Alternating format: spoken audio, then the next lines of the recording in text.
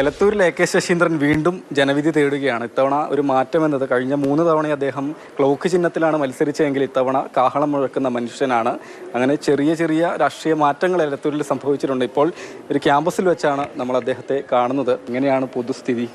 എലത്തൂരിൻ്റെ പൊതുസ്ഥിതിയെക്കുറിച്ച് കേരളത്തിലെ ഒരാൾക്ക് പോലും സംശയമുണ്ടാവില്ല. അത് ഇടതുപക്ഷത്തോടൊപ്പമാണ്.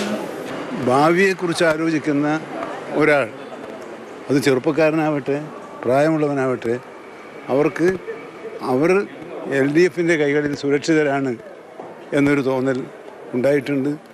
ആ തോന്നൽ വോട്ടായി മാറും എന്ന് തന്നെയാണ് ഞാൻ കരുതുന്നത്. ക്ലോക്ക് ചിഹ്നം ഇത്തവണയില്ല. ഒപ്പം തന്നെ ഇതേ പേരിൽ സാമ്യമുള്ളൊരു PK ശശീന്ദ്രൻ NCPയുടെ സ്ഥാനാർത്ഥിയായി മത്സരിക്കുന്നുണ്ടല്ലോ. അതിലടങ്ങിയ തമാശയും ചുമതലാബോധമില്ലായ്മയും തിരിച്ചറിയാൻ മാത്രം പ്രാപ്തരാണ് കേരളത്തിലെ വോട്ടർമാർ. ക്ലോക്ക് ഇല്ലാത്തത് പ്രശ്നമുണ്ടോ? കാരണം ജനങ്ങൾക്ക് ഒരു കൺഫ്യൂഷൻ വരുമോ? ക്ലോക്ക് ഇല്ലെങ്കിലും LDF പ്രവർത്തകൻ്റെ സമയം തെറ്റില്ല. ഇതിൻ്റെ അകത്ത് നോക്കിയാൽ സമയം അറിയും ഫോണിൽ. ആ കാലത്ത് ക്ലോക്ക് നഷ്ടപ്പെട്ടു പോയി എന്ന് വിചാരിച്ചിട്ട് ഇങ്ങനെ നമ്മൾ ഉത്കണ്ഠപ്പെട്ടിട്ട് എന്താ കാര്യം? അനീതിക്കെതിരെയുള്ള പോരാട്ടത്തിൻ്റെ സമരവീര്യം ഉണർത്തി വിടുന്ന കാഹളമല്ലേ. അപ്പോൾ ഈ പോരാട്ട ഭൂമിയിൽ കാഹളം ഉയർത്തിക്കൊണ്ട് ഞങ്ങൾ മുന്നേറുക തന്നെ ചെയ്യും. എങ്ങനെയാണ് ഈ ചൂടിനെയൊക്കെ അതിജീവിക്കുന്നത്? ചൂട് വളരെ കൂടുതലാണ്. അതിനെ അവഗണിക്കുകയല്ല വേണ്ടത്, ശ്രദ്ധിക്കുകയാണ് വേണ്ടത്. ഡോക്ടർമാർ പറയുന്നതൊക്കെ കുറേ കേൾക്കണം.